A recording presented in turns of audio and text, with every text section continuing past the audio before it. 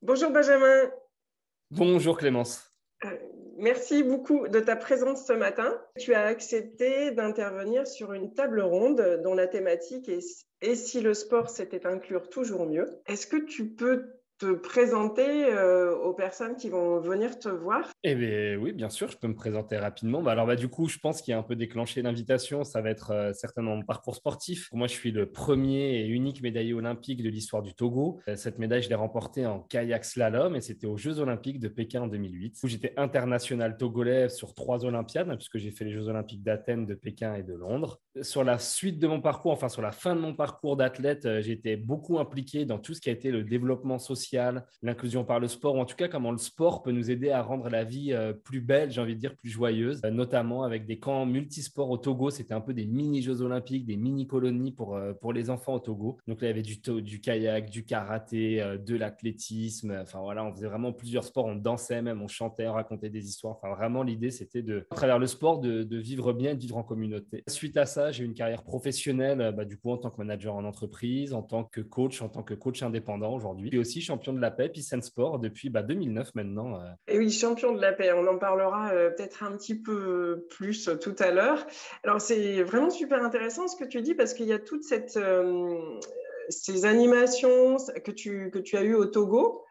Quand je t'ai contacté la première fois pour te dire, bah tiens, ça serait intéressant, voilà, on imagine une table ronde pour les 1000 pagaies. Évidemment, comme tu es médaillé olympique en canoë-kayak, ça nous paraît. Je me dis, bon, ok, moi je veux bien venir, mais j'ai envie d'être utile quand même. Donc, bon, venir pour 1 heure, c'est sympa, ça me fait très plaisir, mais en même temps, si tu peux m'occuper un peu plus, ça serait bien. Et donc, nous, dans le cadre du club de kayak, un programme qui s'appelle Pagayons ensemble. On est en lien avec d'autres associations, et effectivement, et c'est l'idée de la thématique de la table ronde, c'est comment travailler l'inclusion dans le cadre d'un club sportif. Et donc, un de nos partenaires, c'est le Secours populaire. Comme tu l'as demandé, tu seras utile le samedi après-midi puisque tu vas pouvoir accompagner un groupe de jeunes que nous accompagnons au mois de juillet.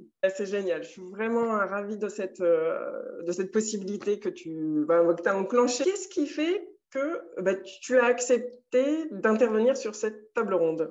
Tu viens de le dire, hein, déjà, je suis dans le monde du kayak. Enfin, je veux dire, pour moi, le kayak, c'est quand même ma famille. J'ai grandi dans le canoë-kayak. C'est vraiment quelque chose qui me parle et qui vibre dans mes cellules. Les 1000 pagaies, je me rappelle, c'était moi, mes premiers événements enfants où il y avait tellement de monde autour. C'était la première fois que je vivais le kayak en mode grand événement avec beaucoup de participants. Le début du sport de masse.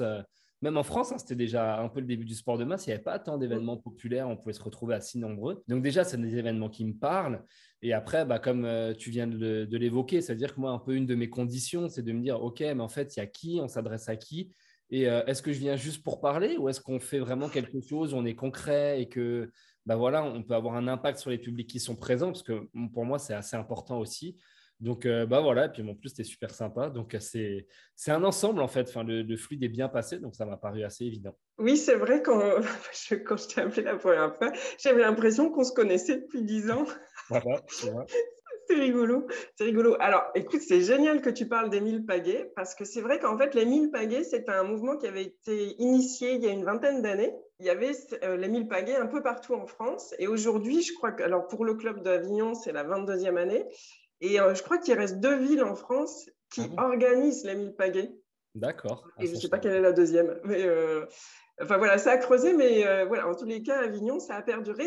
Et moi-même, j'ai découvert le kayak grâce aux 1000 pagaies. D'accord. Ah oui. Bon, excellent.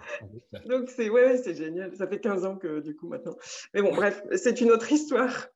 Donc, je pense que l'idée, c'est que vous veniez voir et écouter Benjamin qui sera donc à la table ronde. Alors, la table ronde, elle a lieu le 22, donc pendant les 1000 pagaies, et c'est à 15 heures sur l'île de la Barthelasse, donc de 15 heures à 16 heures. Et autour de la table ronde, il y aura Benjamin, Carole Linon, qui est présidente de l'association Après, qui est une association qui accompagne des personnes qui ont subi un accident de la vie, et c'est une des associations avec lesquelles nous sommes partenaires dans le cadre de Pagayons ensemble. Nous aurons aussi autour de la table Nicolas Janton, qui est directeur du centre de formation de canoë-kayak à l'Argentière-la-Bessée dans les Hautes-Alpes. Parce que, évidemment, quand on parle d'inclusion, la formation a énormément d'importance. Et Zidem Adaoui, qui est élu au sport et à la vie associative sur Avignon, adjointe au maire. La formation, c'est super important. Et dans le cadre de Peace and Sport, il y a cette idée de formation. Comment ça se passe? Est-ce que tu peux nous parler un peu de ce mouvement-là, enfin, ou mouvement, je ne sais pas comment on l'appelle en fait.